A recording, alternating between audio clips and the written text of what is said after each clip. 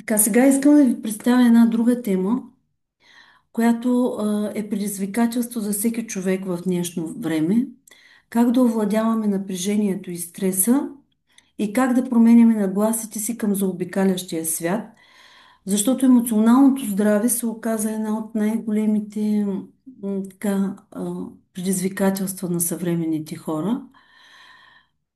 И как да преодолеем нагласите си в живота, да постигнем целите си и да си сбъднем мечтите.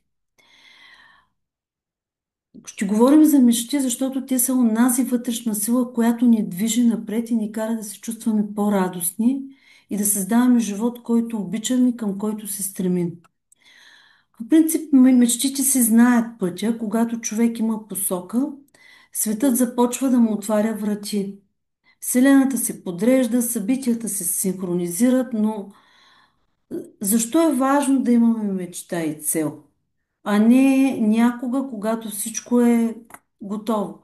Защото утре не е гарантирано от днес.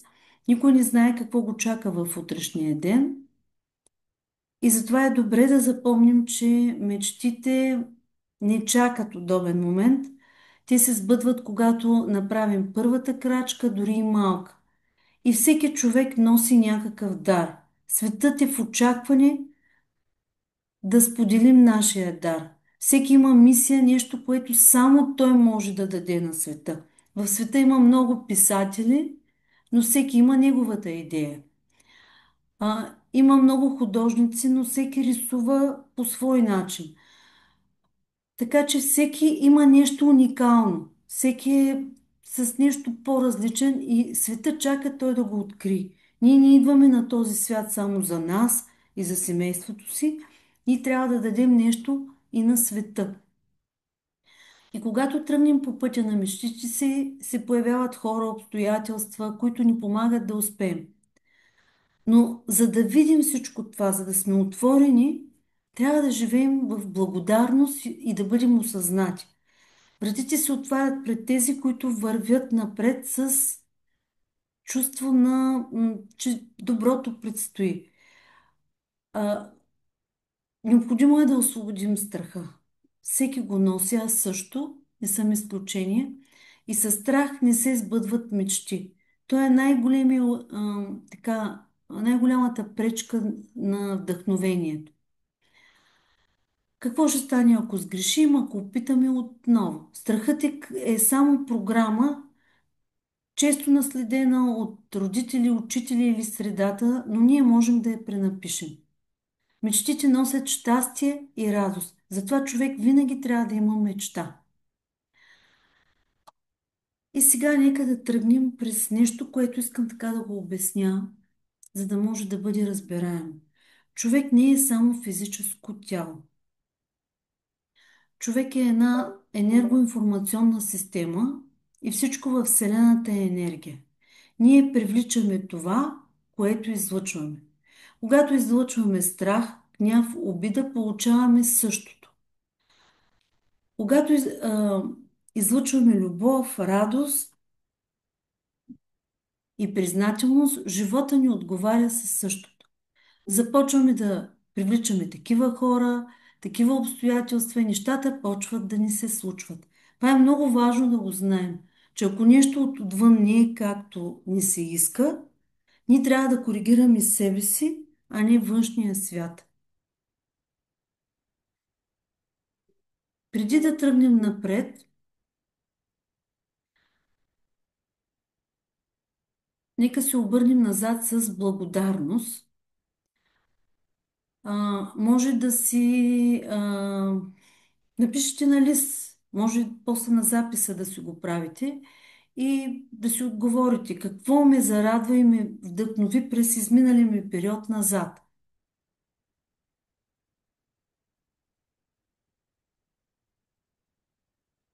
Какви уроци научих? Кое ме направи по-силен? Може да отбележите 5 важни събития, 5 трудности, 5 урока. Просто човек трябва да се направи като равносметка. И необходимо е болката да се освободи и да празнуваме с благодарност това, което сме отминали. И трябва да запомним, че не привличаме това, което искаме, а това, което сме. Това, което чувстваме и излъчваме.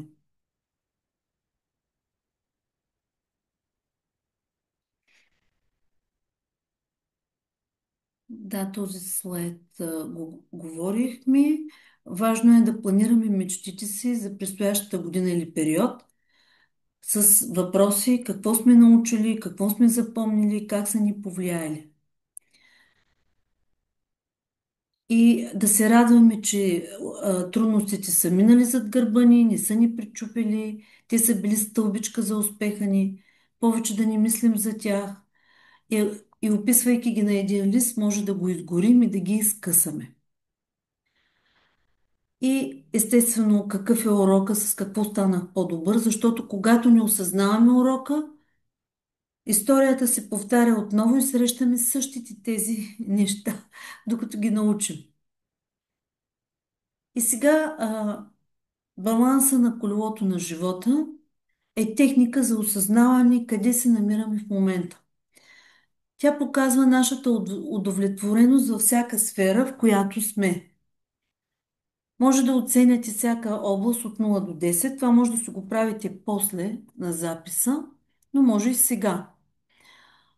А, идеята е тук да видите в коя област имате най-малка цифричка, най-малка оценка и там нещо трябва да се подобри.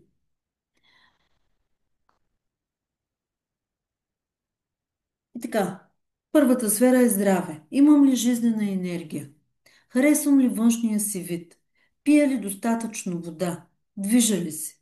Емоции. Кои емоции повече излъчвам? Положителни или отрицателни? Добре е да сме честни със себе си. Но така сами разбираме къде се намираме. Друга сфера – пари. Парите, с които разполагам, достигат ли ми за жизнените нужди? Имам ли средства за развлечение, за почивка? Имам ли средства за обучение? Колко пари получавам в момента? Отговаряте от 0 до 10. Физическо обкръжение, среда. Аз как се вписвам в моята среда? Кои са петте човека, с които общувам и какви успехи и цели имат те? Защото с каквито хора се събираме, такива започваме да бъдем и ние. Имам ли негативни хора в моето обкръжение? Това са все въпроси, които насочват човека с цел да се намали стреса в живота и да предприеме нещо. Ние сме отговорни за тези неща. Харесвам ли работата си? Щастлив съм ли съм с моята работа? Работата, която работи, изчерпва ли всичките ми сили?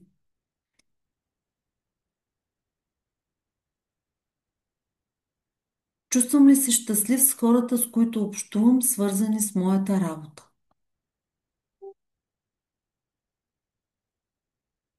Семейство и приятели. Какви приятели имам? В какви взаимоотношения съм с семейството си? Имам ли подкрепа, любов и разбиране от близките си? Свободно време. Имам ли време за забавление и почивка? Кога последно ходих на почивка? Забавлявам ли се изобщо или живея в тихо отчаяние? Отношения. Какви взаимоотношения съм с партньора си? Чувствам ли се щастлив? А във връзката, в която съм, изобщо имам ли любим човек в живота си? От 0 до 10. Определяме в кои сфери имаме нужда от подкрепа и хората, които искат да успеят и търсят нова посока, набелязват нови цели и действия. Записваме ги, защото когато са записани на хартия, носят допълнителна енергия и вибрация. И сега, след като си отговорихте на тези въпроси, си представете този анализ, който направихте и какво ще бъде вашето бъдеще, ако примерно не вземете някаква нова посока, нова цел. Имате два варианта. Единият е да останете на същото място, И да си представите след 5-10 години, ако не предприемете нещо, къде ще бъдете. И имате вариант, в който да набележите нови цели. И целта обикновено е мечта, която стои неизпълнена, която стои в душата неразтворена. И веднага се записваме мечтата, трябва да има срок. И всяка мечта има цена. Ако трябва да получиш нещо, се отказваш от нещо друго. И т.е. трябва да има приоритети на нещата, които искаме най-много. И тогава мечтата наистина става цел. И си поставяме целите за новия период. Какво искам да постигна? Какво искам да науча? И си ги записваме на хартия в сегашно време, без отрицание, но сега момент нещо друго за чувстването. Мечтата се създава в следната последователност. Първо тя идва в ума. След това трябва да я усетим в сърцето си, защото тогава мечтата все още е мечта, тя е в намеренията си, в намеренията ни. И когато я усетим със сърцето си, се почувстваме добре сред определени хора, определена идея, тя започва вътре да вибрира в нас и я усещаме като наш. И след това я излъчваме напред в реалността си с действия, които ще ни отведат към новата реалност.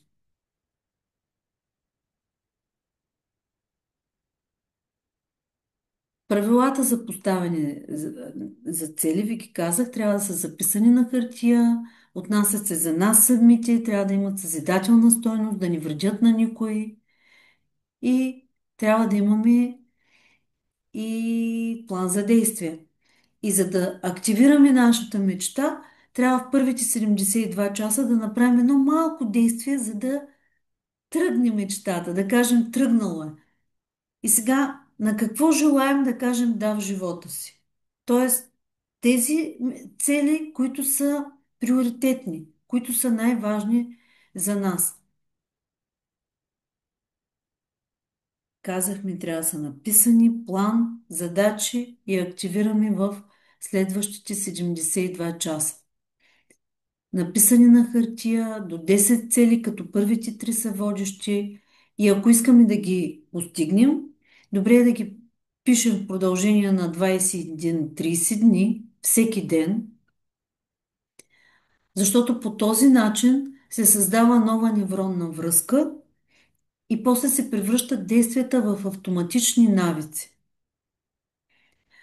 Добре е да вземем контрол над мислите си и да се движим към целта с действия. Тук ще ви кажа сега някои техники. Може да си напишем писмо до себе си.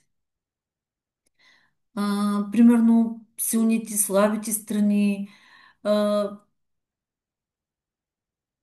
да видим какво можем да променим. Дори да имаме гняв, недоволство към нас, да го излеем на листа. Дори нецензурно да е, каквото искате там, може да го напишете и после този лист може да се изгори.